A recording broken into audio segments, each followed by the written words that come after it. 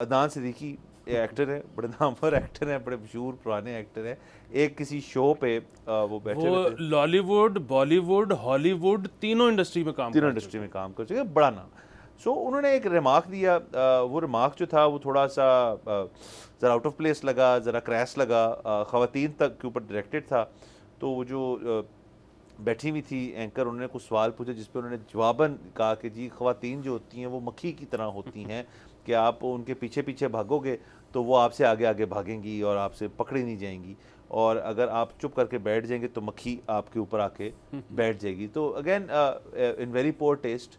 اور پھر خیر ان کے اس کے اوپر بیان بھی آیا کہ جی میں معافی چاہتا ہوں کہ مجھے ایسی بات نہیں کرنی چاہیے تھی، کسی کی دل آزاری ہوئی ہے تو آئی ایم سوری. انہوں نے کہا میں مذاق کر رہا تھا، میں مذاق کر رہا تھا کہ مطلب یہ اس قسم کے محاورن کو بات میں نے کر دی. حالانکہ یہ مکھی والا محاورہ میں نے تو پہلی دفعہ سنا ہے.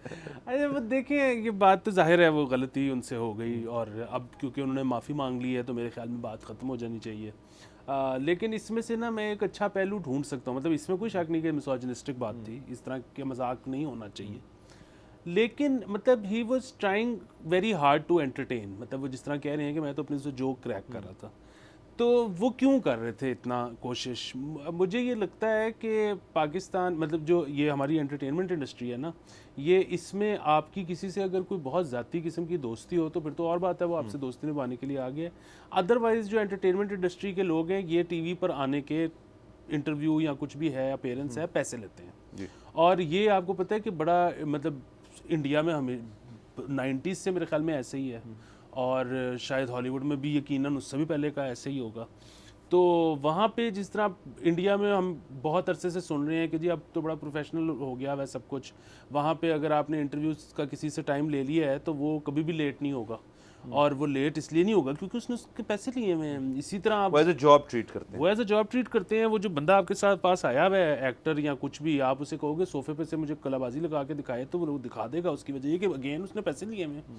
تو یہاں پر یہ ٹرینڈ لیٹ ہے کہ ہم نے جو ہے نا پیسے، شروع میں تھا کہ بس آپ نے انٹرویو کرنا ہے تو بس میں آ گیا ہوں، پیسے نہیں چارج ہوتے تھے. اب جب پیسے لوگوں نے لینے شروع کیے ہیں تو اب ان کو بھی ہوتا ہے کہ یار ہم نے انٹرٹین کرنا ہے. مطلب اگر میں آیا ہوں اور میں نے 6 اپیرنسز دیے ہیں اور ابھی تک کوئی وائرل نہیں ہوا تو مجھے تو لوگ بلانا کم کر دیں گے. So people try harder.